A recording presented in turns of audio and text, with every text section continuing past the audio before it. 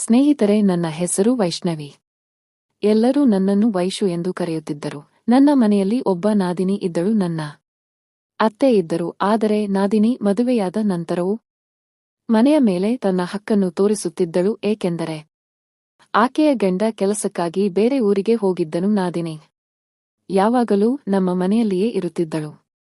ಮನೆಯಲ್ಲಿ ಯಾವುದೇ ಕೆಲಸವಿದ್ದರೂ ಅವಳು ನನ್ನನ್ನು ಮುಟ್ಟಲು ಬಿಡುತ್ತಿರಲಿಲ್ಲ. ನಾನು 30 ವರ್ಷದ ಯುವತಿಯಾಗಿದ್ದೆ. ನಮ್ಮ ಮನೆಯಲ್ಲಿ ನನ್ನ ಮಾತಿಗೆ ಬೆಲೆ ಇರಲಿಲ್ಲ. ಎಲ್ಲವೂ ಅತ್ತೆಯವರ ಕೈಯಲ್ಲಿತ್ತು. ಆ ದಿನ ನನಗೂ ಅತ್ತೆಗೂ ಸ್ವಲ್ಪ ಜಗಳವಾಯಿತು. ಆಗ ನನ್ನ ನಾದಿನಿ ತಕ್ಷಣ ಮಧ್ಯ ಪ್ರವೇಶಿಸಿ, ನಿನಗೆ ಸಂಸ್ಕಾರವಿಲ್ಲವೇ? ಹೊಲದ ಕೆಲಸ ಹಾಗೇ ಇದೆ, ಮನೆಯ ಕೆಲಸ ಹಾಗೇ ಇದೆ, ಅದನ್ನು ಮಾಡುವುದನ್ನು ಬಿಟ್ಟು ಪಕ್ಕದ ಮನೆಯವರೊಂದಿಗೆ ಮಾತನಾಡುತ್ತಾ ಕುಳಿತಿದ್ದೀಯ. ಆ ಪಕ್ಕದ ಮನೆಯವರು ಸುಳ್ಳು ಹೇಳಿ ನಿನ್ನ ತಲೆ ಕೆಡಿಸುತ್ತಾರೆ ಎಂದು ನನ್ನ ನಾದಿನಿ ಅತ್ತೆಗೆ ಹೇಳುತ್ತಿದ್ದಳು. ಆಗ ಅತ್ತೆಯವರು ಮತ್ತೆ ನನ್ನನ್ನು ಬಯಲು ಪ್ರಾರಂಭಿಸಿದರು. ನಾದಿನಿ ಮನೆಯಲ್ಲಿ ಯಾವ ಕೆಲಸಕ್ಕೂ ಕೈ ಹಾಕುತ್ತಿರಲಿಲ್ಲ. ಬರೀ ತಿಂದು ಕುಳಿತುಕೊಳ್ಳುತ್ತಿದ್ದಳು. ನಾನು ಮಾತ್ರ ಬೆಳಿಗ್ಗೆಯಿಂದ ರಾತ್ರಿವರೆಗೂ ದುಡಿಯುತ್ತಿದ್ದೆ. ನನಗಾಗಿ ಸಮಯವನ್ನು ಹೊಂದಲು ನನಗೆ ಸಾಧ್ಯವಾಗುತ್ತಿರಲಿಲ್ಲ. ನಾನು ಕೇವಲ 30 ವರ್ಷದವಳಾಗಿದ್ದರೂ ಮನೆ ಮತ್ತು ಹೊಲದ ಕೆಲಸದಿಂದ ನಾನು ತುಂಬಾ ಬಳಲಿದ್ದೆ. ಮೊದಲು ನಾನು ದಪ್ಪಗಿದ್ದೆ, ಆದರೆ ಈಗ ಸನಕಲಾಗಿದ್ದೇನೆ. ನನ್ನ ಮೈಬಣ್ಣ ಕಪ್ಪು ಮತ್ತು ನಾನು ಕೆಲಸದಿಂದ ಬೇಗನೆ ಸುಸ್ತಾಗುತ್ತಿದ್ದೆ. ಕೆಲವೊಮ್ಮೆ ಬೆಳಿಗ್ಗೆ ತಿಂಡಿಯೂ ಸಿಗುತ್ತಿರಲಿಲ್ಲ. ಆದರೆ ಆ ದಿನ ನನಗೆ ತುಂಬಾ ಬೇಸರವಾಗಿತ್ತು. ಮನೆಯ ಪಾತ್ರೆಗಳನ್ನು ತೊಳೆದು ಬಟ್ಟೆಗಳನ್ನು ಒಗೆದು ಕುಂಟೆ ತೆಗೆದುಕೊಂಡು ಹೊಲದಲ್ಲಿ ಕೆಲಸಕ್ಕೆ ಹೋದೆ. ಎಂದು ನನ್ನ ಅತ್ತೆ ನನ್ನೊಂದಿಗೆ ಬರುತ್ತಾರೆ ಎಂದು ನಾನು ಭಾವಿಸಿದ್ದೆ. ಆದರೆ ಅತ್ತೆ, ವೈಶು, ಇಂದು ನೀನೇ ಹೋಗು ಎಂದರು. ಹೊಲದಲ್ಲಿ ಕೆಲಸವಿತ್ತು, ಅದಕ್ಕಾಗಿಯೇ ಅವರು ನನ್ನೊಂದಿಗೆ ಸಿಹಿಯಾಗಿ ಮಾತನಾಡುತ್ತಿದ್ದರು ಮತ್ತು ನನಗೆ ಸಮಯವಿಲ್ಲ ಎಂದು ಹೇಳಿದರು. ನಾನೇನು ಹೇಳಲಿ ಎಂದು ತಿಳಿಯದೆ, ಸರಿ, ನಾನು ಒಬ್ಬಳೇ ಹೋಗುತ್ತೇನೆ ಎಂದು ಹೇಳಿದೆ. ಆಗ ನಾನು ಹೊಲಕ್ಕೆ ಬಂದೆ. ಮೊದಲು ನಾನು ಕುಳಿತೆ, ಆದರೆ ಕೆಲಸ ಮಾಡದಿದ್ದರೆ ನನ್ನ ಅತ್ತೆ ಬೈಯುತ್ತಾರೆ ಎಂದು ನನಗೆ ಖಚಿತವಾಗಿ ಅನಿಸಿತು. ಕೆಲಸ ಮಾಡುವುದು ಅನಿವಾರ್ಯವಾಗಿತ್ತು, ಬೇರೆ ದಾರಿಯೇ ಇರಲಿಲ್ಲ. ಆ ದಿನ ನನಗೆ ಚೆನ್ನಾಗಿ ನೆನಪಿದೆ. ನಾನು ಊಟ ಮಾಡದೆ ಬಂದಿದ್ದೆ, ಆದರೆ ನನ್ನ ಭಾವ ಮತ್ತು ನಾದಿನೆ ನನಗೆ ಊಟ ಮಾಡಿ ಹೋಗಿ ಹೊಲದಲ್ಲಿ ಯಾರು ತರುತ್ತಾರೆ ಎಂದು ಕೇಳಿದರು. ಹೋಗುತ್ತಿದ್ದೆ ಭಾವ, ಆದರೆ ಏನು ಹೇಳಲಿ, ಕೆಲಸವು ಮುಖ್ಯವಾಗಿದೆ ಎಂದೇ ನನ್ನ ಭಾವ ನನಗೆ ಸಹಾಯ ಮಾಡುತ್ತಾರೆ ಎಂದು ನಾನು ಭಾವಿಸಿದ್ದೆ. ಆದರೆ ಅವರು ಅತ್ತಿಗೆ, ನಾನು ಸ್ವಲ್ಪ ಹೊರಗೆ ಹೋಗುತ್ತಿದ್ದೇನೆ, ನೀವೇ ಹೋಗಿ ಎಂದರು. ಮನೆಯಿಂದ ಹೊಲ ತುಂಬಾ ದೂರವಿತ್ತು. ಅವರ ಹೊರಗೆ ನಮ್ಮ ಹೊಲ ಇತ್ತು. ಇಲ್ಲಿಯವರೆಗೆ ನಡೆದುಕೊಂಡು ಬರಲು ನನಗೆ ತುಂಬಾ ಬೇಸರವಾಗುತ್ತಿತ್ತು. ಬಿಸಿಲಿನಲ್ಲಿ ಬೇಡ ಬೇಡ ಎನಿಸುತ್ತಿತ್ತು. ಆದರೂ ನಾನು ಹಾಗೆ ಬಂದೆ. ಇಂದು ಊರಿನವರು ಮತ್ತು ದಾರಿಯಲ್ಲಿ ಹೋಗುವ ಜನರು ನನ್ನನ್ನು ದಿಟ್ಟಿಸಿ ನೋಡುತ್ತಿದ್ದರು. ಆದರೆ ನಾನು ಅವರಿಗೆ ಎಂದಿಗೂ ಪ್ರತಿಕ್ರಿಯಿಸಲಿಲ್ಲ. ಅವರ ಬಗ್ಗೆ ಕೆಟ್ಟದ್ದನ್ನು ಯೋಚಿಸಲಿಲ್ಲ. ನಾನು ನನ್ನ ದುಃಖದಲ್ಲಿ ಮುಳುಗಿದ್ದೆ. ನಾನು ಹೊಲಕ್ಕೆ ಬಂದೆ. ಸುತ್ತಲೂ ಯಾರೂ ಕಾಣಿಸುತ್ತಿರಲಿಲ್ಲ. ಆದರೆ ಪಕ್ಕದ ಹೊಲಕ್ಕೆ ನೀರು ಹಾಯಿಸುತ್ತಿದ್ದ ನೆರೆಮನೆಯ ಸಾಹೇಬರು ಕಾಣಿಸಿದರು. ನಾನು ಬಂದಿರುವುದು ಅವರಿಗೆ ತಿಳಿದಿತ್ತು. ಆದರೆ ನಾನು ಅವರೊಂದಿಗೆ ಹೆಚ್ಚಿಗೆ ಮಾತನಾಡುತ್ತಿರಲಿಲ್ಲ. ನಾನು ಅವರೊಂದಿಗೆ ಮಾತನಾಡುವುದು ನನ್ನ ತವರು ಮತ್ತು ಗಂಡನ ಮನೆಯವರಿಗೆ ಇಷ್ಟವಿರಲಿಲ್ಲ. ನನ್ನ ಅತ್ತೆ ಮಾವಂದಿರು ಯಾವಾಗಲೂ ನನಗೆ ಏನಾದರೂ ಹೇಳುತ್ತಿದ್ದರು. ನಾನು ಎಲ್ಲಿ ಭೇಟಿಯಾಗುತ್ತೇನೋ ಎಂದು ಗಂಡನಿಗೆ ಹೇಳಲು ಅವರಿಗೆ ಒಂದು ಕಾರಣ ಬೇಕಾಗಿತ್ತು. ಆದರೆ ನನ್ನ ಗಂಡನಿಗೂ ನನ್ನ ಬಗ್ಗೆ ಕಾಳಜಿ ಇರಲಿಲ್ಲ. ನಾನು ದಿನವಿಡೀ ಕೆಲಸ ಮಾಡಿ ಸುಸ್ತಾಗಿ ಮನೆಗೆ ಹೋದರೂ ಅವನು ಊಟ ಮಾಡಿದೆಯಾ ಎಂದು ಕೇಳುತ್ತಿರಲಿಲ್ಲ. ಆ ದಿನ ನಾನು ಹೊಲದಲ್ಲಿ ಕೆಲಸ ಮಾಡುತ್ತಿದ್ದೆ. ಆರಂಭದಲ್ಲಿ ಏನೂ ಆಗಲಿಲ್ಲ. ಆದರೆ ಮಧ್ಯಾಹ್ನವಾಯಿತು ಮತ್ತು ಬಿಸಿಲು ಹೆಚ್ಚಾಯಿತು. ಊಟ ಮಾಡದ ಕಾರಣ ನಾನು ತಲೆ ತಿರುಗಿ ಬಿದ್ದೆ. ಮುಂದೆ ಏನಾಯಿತು ಎಂದು ನನಗೆ ತಿಳಿದಿಲ್ಲ. ನನಗೆ ಪ್ರಜ್ಞೆ ಬಂದಾಗ ನನ್ನ ಮುಂದೆ ನೆರೆಮನೆಯ ಸಾಹೇಬರು ಇದ್ದರು. ನಾನು ಆಶ್ಚರ್ಯಚಕಿತಳಾಗಿ, ಸಾಹೇಬರೇ, ನಾನು ಇಲ್ಲಿ ಹೇಗೆ ಎಂದು ಕೇಳಿದೆ. ಆಗ ಅವರು, ಅಯ್ಯೋ, ನೀವು ತಲೆ ತಿರುಗಿ ಬಿದ್ದಿದ್ದೀರಿ, ನಾನು ದೂರದಿಂದ ನೋಡಿ ಇಲ್ಲಿಗೆ ಕರೆದುಕೊಂಡು ಬಂದೆ ಎಂದರು. ನಾನು ಹೀಗೆ ಮಾಡುವಾಗ ಯಾರಾದರೂ ನೋಡಿದರೆ ಎಂದು ನಾನು ಕೇಳಿದೆ. ಇಲ್ಲ, ಯಾರೂ ಇರಲಿಲ್ಲ. ಹೊಲದಲ್ಲಿ ಯಾರೂ ಇರಲಿಲ್ಲ. ನಾನು ಒಬ್ಬನೇ ನಿಮ್ಮನ್ನು ಕರೆದುಕೊಂಡು ಬಂದೆ ಅಂತ ಹೇಳಿದರು. ಆಗ ಅವರು, ಊಟ ಮಾಡಿಲ್ಲವೇ ಎಂದು ಕೇಳಿದರು. ನಾನು, ಹೌದು, ನಿಮ್ಮ ಜನರು ಹಾಗೆ ಇದ್ದಾರೆ ಎಂದೆ. ಸ್ವಲ್ಪ ನಿಲ್ಲಿ, ನಾನು ಬರುವಾಗ ರೊಟ್ಟಿ ತಂದಿದ್ದೇನೆ, ಮೊದಲು ಊಟ ಮಾಡಿ ಎಂದರು. ನಾನು ಬೇಡ ಬೇಡ ಎಂದರು. ಅವರು ತುಂಬಾ ವಿನಂತಿಸಿದರು. ಆ ಪಕ್ಕದ ಸಾಹೇಬರು ನನಗೆ ಊಟ ಬಡಿಸಿದರು ಮತ್ತು ನನ್ನೊಂದಿಗೆ 2 ತುತ್ತು ತಿಂದರು. ಅವರ ಆತ್ಮೀಯತೆಯಿಂದ ನನ್ನನ್ನು ಹತ್ತಿರಕ್ಕೆ ತೆಗೆದುಕೊಂಡಿದ್ದು ನನಗೆ ತುಂಬಾ ಸಂತೋಷವನ್ನು ನೀಡಿತು. ಆಗ ಅವರು, ನೀವು ಚಿಂತೆ ಮಾಡಬೇಡಿ, ಪ್ರತಿದಿನ ನಿಮ್ಮ ಪಾಲಿನ 1 ರೊಟ್ಟಿಯನ್ನು ಹೆಚ್ಚುವರಿಯಾಗಿ ತರುತ್ತೇನೆ, ಬಂದು ಇಲ್ಲಿ ನನ್ನೊಂದಿಗೆ ಊಟ ಮಾಡಿ ಎಂದರು. ನಾನು ಹೌದು, ನಿಮ್ಮ ಉಪಕಾರವಾಯಿತು ಎಂದೆ. ಆದರೆ ಆಗ ಸಮಯ ಮೀರಿ ಮಧ್ಯಾಹ್ನ 4 ಗಂಟೆ ಆಗಿತ್ತು. ಆಗ ಅವರು, ಹೋಗುವಾಗ ನಿಮ್ಮನ್ನು ಊರಿನಲ್ಲಿ ಬಿಡುತ್ತೇನೆ ಎಂದರು. ನಾನು ಬೇಡ ಬೇಡ, ಯಾರಾದರೂ ನೋಡಿದರೆ ನಮ್ಮ ಮನೆಯಲ್ಲಿ ಜಗಳಕ್ಕೆ ಕಾರಣವಾದೀತು ಎಂದೆ. ಅವರು, ಸರಿ, ಹಾಗಾದರೆ ಸರಿಯಾಗಿ ಹೋಗಿ, ನಾಳೆ ಖಂಡಿತ ಬನ್ನಿ ಎಂದರು. ನಾನು ಮನೆಗೆ ಬಂದೆ. ನನ್ನನ್ನು ನೋಡಿ ಮನೆಯವರು ಆಶ್ಚರ್ಯಪಟ್ಟರು. ಇವತ್ತು ಬೇಗ ಬಂದೆಯಲ್ಲ ಎಂದರು. ನಾನು, ನನಗೆ ತಲೆ ಸುತ್ತು ಬಂದಿತ್ತು ಎಂದೇ. ತಿಂದು ಕುಡಿದು ಹೇಗೆ ತಲೆ ಸುತ್ತು ಬರುತ್ತದೆ ಎಂದು ನನ್ನ ನಾದಿನಿ ಕೇಳಿದಳು. ಆದರೆ ನಾನು ಅವಳಿಗೆ ತಿರುಗಿ ಉತ್ತರ ಕೊಡಲಿಲ್ಲ. ಮರುದಿನ ನಾನು ಬೇಗ ಕೆಲಸ ಮುಗಿಸಿಕೊಂಡು ಹೊಲಕ್ಕೆ ಹೋದೆ. ಆ ಪಕ್ಕದ ಸಾಹೇಬರಿಗಾಗಿ ನಾನು ಕಾಯುತ್ತಿದ್ದೆ. ಅವರು ಇಂದು ಸ್ವಲ್ಪ ತಡವಾಗಿ ಬಂದರು. ಬಂದ ತಕ್ಷಣ ನಾನು ಅವರ ಮನೆಗೆ ಹೋದೆ. ಅವರು ಬನ್ನಿ ಎಂದರು, ಮಾತನಾಡುತ್ತವರು.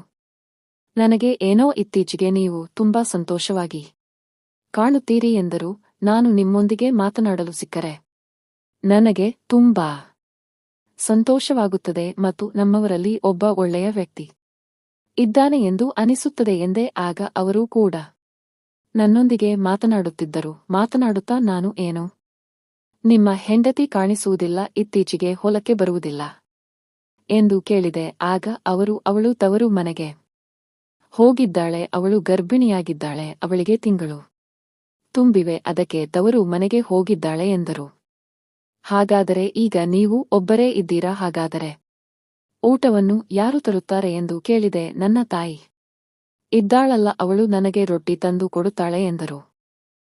ಆಗ ನನಗೆ ತುಂಬಾ ಸಮಾಧಾನವಾಯಿತು. ಅವರು ಮನೆಯವರು ಇಲ್ಲದ ಮೇಲೆ ಒಂಟಿಯಾಗಿ ಇರಬೇಕಾಗುತ್ತದೆ. ಪ್ರತಿದಿನ ಸಂಜೆ ನಾನು ಇಲ್ಲೇ ಇರುತ್ತೇನೆ. ಏನು ಮಾಡುವುದು? ಮನೆಯವರು ಇಲ್ಲದ ಕಾರಣ ನಿಮ್ಮದೇನು ನಡೆಯುತ್ತಿದೆ ಎಂದು ಕೇಳಿದರು. ಆದರೆ ಅವರ ಮಾತುಗಳು ನನಗೆ ಚೆನ್ನಾಗಿ ಅರ್ಥವಾದವು. ನಾನು ಮಾತ್ರ ನಾಚಿಕೊಂಡೆ.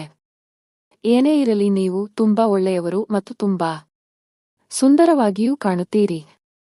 ನಿಮ್ಮನ್ನು ನೋಡಿದರೆ ನನಗೆ ತುಂಬಾ ಆಸೆಯಾಗುತ್ತದೆ. ಆದರೆ ಏನು ಮಾಡುವುದು ಎಂದರು. ನಾನು, ಏಕೆ ಸಾಹೇಬರೇ, ಮನಸ್ಸಿನಲ್ಲಿರುವುದನ್ನು ಮುಕ್ತವಾಗಿ ಹೇಳಿ, ನಾನು ಎಲ್ಲಿ ಬೇಡವೆಂದೆ ಎಂದು ಕೇಳಿದೆ. ಆಗ ಅವರು, ನನಗೆ ನಿಮ್ಮೊಂದಿಗೆ ಇರಬೇಕೆಂದು ತುಂಬಾ ಆಸೆ ಇತ್ತು, ಆದರೆ ಏನು ಮಾಡುವುದು? ನಿಮ್ಮ ಇಷ್ಟವಿಲ್ಲದಿದ್ದರೆ ನಾನು ಏನನ್ನು ಹೇಳಲು ಸಾಧ್ಯವಿಲ್ಲ ಎಂದರು. ನಾನು, ಸಾಹೇಬ್ರೇ, ನಾನು ಎಲ್ಲಿ ಬೇಡವೆಂದೆ? ನೀವು ನನಗೆ ತುಂಬಾ ಪ್ರೀತಿ ತೋರಿಸುತ್ತೀರಿ. ಪ್ರತಿದಿನ ತುತ್ತಿನಿಂದ ತುತ್ತು ತೆಗೆದು ನನಗೆ ತಿನ್ನಿಸುತ್ತೀರಿ. ಮನೆಯವರಿಗಿಂತ ನೀವೇ ನನ್ನನ್ನು ಚೆನ್ನಾಗಿ ನೋಡಿಕೊಳ್ಳುತ್ತೀರಿ. ನಮ್ಮವರು ಮಾತ್ರ ನನ್ನನ್ನು ಪ್ರೀತಿಯಿಂದ ಹತ್ತಿರಕ್ಕೆ ತೆಗೆದುಕೊಳ್ಳುವುದಿಲ್ಲ. ಇಷ್ಟೆಲ್ಲ ಕಷ್ಟಪಟ್ಟು ನನ್ನ ಹಣೆ ಬರಹದಲ್ಲಿ ನಿರಾಸೆ ಇದೆ ಮತ್ತು ನನ್ನ ಮನಸ್ಸು ಕೂಡ ಶಾಂತವಾಗುವುದಿಲ್ಲ. ಈಗ ನಿಮ್ಮ ಆಸೆ ಇದ್ದರೆ ನಾನು ತಕ್ಷಣ ತಯಾರಾಗಿದ್ದೇನೆ ಎಂದು ನಾನು ಅವರಿಗೆ ಹೇಳಿದೆ. ಆಮೇಲೆ ಏನಾಯಿತು? ಅವರಿಗೂ ಅದೇ ಬೇಕಿತ್ತು. ಅದಕ್ಕಾಗಿಯೇ ಅವರ ಕಿವಿಗಳು ಚಾತಕ ಪಕ್ಷಿಯಂತೆ ಕಾಯುತ್ತಿದ್ದವು.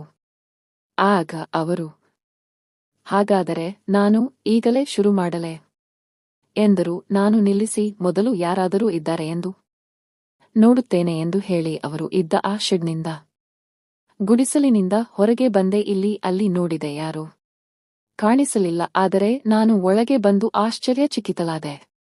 ಅವರು ಈಗಾಗಲೇ ತಯಾರಾಗಿ ಕುಳಿತಿದ್ದರು. ಬರೀ ಶಾಲು ಹೊದ್ದುಕೊಂಡು ಶರ್ಟ್ ತೆಗೆದು ಪಕ್ಕಕ್ಕೆ ಇಟ್ಟಿದ್ದರು. ಅವರ ಸ್ನಾಯುಗಳನ್ನು ಮತ್ತು ಪ್ರತಿದಿನ ಹೊಲದಲ್ಲಿ ಕೆಲಸ ಮಾಡಿ ಗಟ್ಟಿಯಾಗಿದ್ದ ದೇಹವನ್ನು ನಾನು ನೋಡುತ್ತಿದ್ದೆ. ಅವರಲ್ಲಿ ತುಂಬಾ ವಿಭಿನ್ನ ಬದಲಾವಣೆಯನ್ನು ನಾನು ಗಮನಿಸಿದೆ. ನಾನು ಹೋದ ತಕ್ಷಣ ಅವರು ಬಾಗಿಲನ್ನು ಒಳಗಿನಿಂದ ಹಾಕಿಕೊಂಡರು.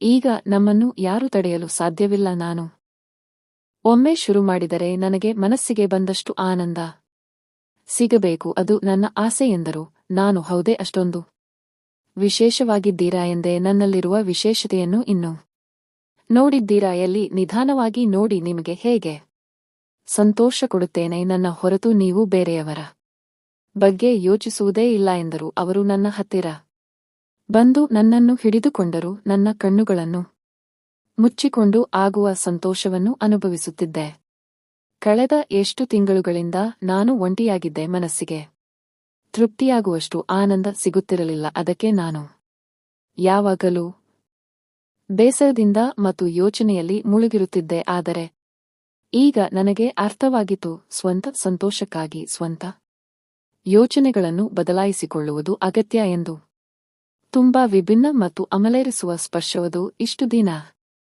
ಪ್ರೀತಿಯಿಂದ ಯಾರೂ ನನಗೆ ಕೊಟ್ಟಿರಲಿಲ್ಲ ನಾನು ಮಾತ್ರ ನನ್ನನ್ನು ಮರೆತು ಅವರಿಗೆ ನನ್ನನ್ನು ಅರ್ಪಿಸಿಕೊಂಡೆ ಇವತ್ತಿನಿಂದ ನಾನು ನಿನ್ನನ್ನು ನನ್ನ ರಾಣಿಯನ್ನಾಗಿ ಮಾಡುತ್ತೇನೆ ನನ್ನ ಮನೆಯವಳು ಈಗ ಇಲ್ಲಿಲ್ಲ ಆದರೆ ಆ ಜಾಗವನ್ನು ಯಾರಾದರೂ ತುಂಬಬೇಕಲ್ಲವೇ ಎಂದರು ನಾನು ಹೌದು ನೀವು ಚಿಂತೆ ಮಾಡಬೇಡಿ 4-5 ತಿಂಗಳು ನಿಮಗೆ ಮನೆಯವರ ಚಿಂತೆ ಸ್ವಲ್ಪವೂ ಆಗುವುದಿಲ್ಲ ಮತ್ತು ನಿಮಗೆ ಮನೆಯವರ ನೆನಪಾಗದಂತೆ ನಾನು ನೋಡಿಕೊಳ್ಳುತ್ತೇನೆ ಎಂದೇ ಅವರು ನನಗೆ ಇದೇ ಬೇಕಿತ್ತು ಎಂದರು ನಿಧಾನವಾಗಿ ನನಗೆ ಸಂತೋಷ ನೀಡಲು ಪ್ರಾರಂಭಿಸಿದರು ಈ ಕ್ಷಣಗಳು ಜೀವನದಲ್ಲಿ ಮತ್ತೆ ಬರುತ್ತವೋ ಇಲ್ಲವೋ ಗೊತ್ತಿಲ್ಲ ಆದರೆ ಈ ಕ್ಷಣವನ್ನು ಈಗಲೇ ಅನುಭವಿಸಬೇಕು ಎನಿಸುತ್ತಿತ್ತು ಅವರು ನನಗೆ ಪೂರ್ಣ ಬೆಂಬಲ ನೀಡುತ್ತಿದ್ದಾಗ ನಾನು ಸಹ ಮೈಮರೆತು ಅವರಿಗೆ ಮನಸ್ಸು ಇಚ್ಛೆ ಆನಂದ ನೀಡುತ್ತಿದ್ದೆ ನಾವು ಆ ಶೆಡ್ನಲ್ಲಿದ್ದೆವು ಮಧ್ಯಾಹ್ನದ ಸಮಯವಾಗಿದ್ದರಿಂದ ಇಲ್ಲಿ ಹೆಚ್ಚಾಗಿ ಕುರಿ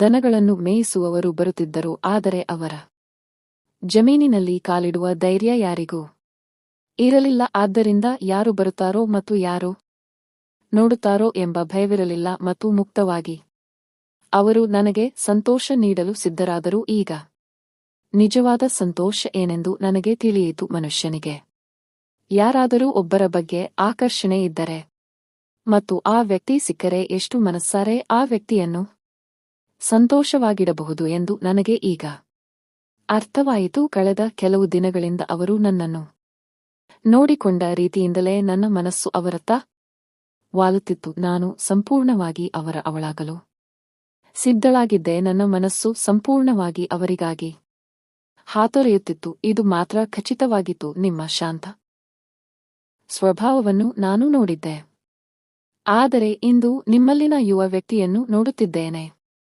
ಎಂದೇ ಆ ದಿನ ಪೂರ್ತಿ ನಾನು ದಣಿದು ಸುಸ್ತಾಗಿದ್ದೆ ನಂತರ ನಾನು ಶಾಂತಳಾದೆ ಆಮೇಲೆ ನನ್ನ ಹೊಲದ ಕೆಲಸಕ್ಕೆ ಹೋದೆ ಅವರು ತಮ್ಮ ಕೆಲಸಕ್ಕೆ ಹೋದರು ಆದರೆ ಅಲ್ಲಿಂದ ಮುಂದೆ ಪ್ರತಿದಿನ ಅವರು ನನಗೆ ಪ್ರೀತಿಯ ಸಂತೋಷ ನೀಡುತ್ತಿದ್ದರು ಅವರು ಆನಂದಿಸುವ ರೀತಿ ಬಹಳ ವಿಭಿನ್ನವಾಗಿತ್ತು ಅವರನ್ನು ಭೇಟಿಯಾಗಲು ನನ್ನ ಜೀವ ಹಂಬಲಿಸುತ್ತಿತ್ತು ಕತೆ ಹೇಗಿದೆ ಎಂದು ತಿಳಿಸಿ ಹೊಸಬರಾಗಿದ್ದರೆ ಚಾನೆಲ್ ಅನ್ನು ಲೈಕ್ ಮತ್ತು ಸಬ್ಸ್ಕ್ರೈಬ್ ಮಾಡಲು ಮರೆಯಬೇಡಿ ಧನ್ಯವಾದಗಳು.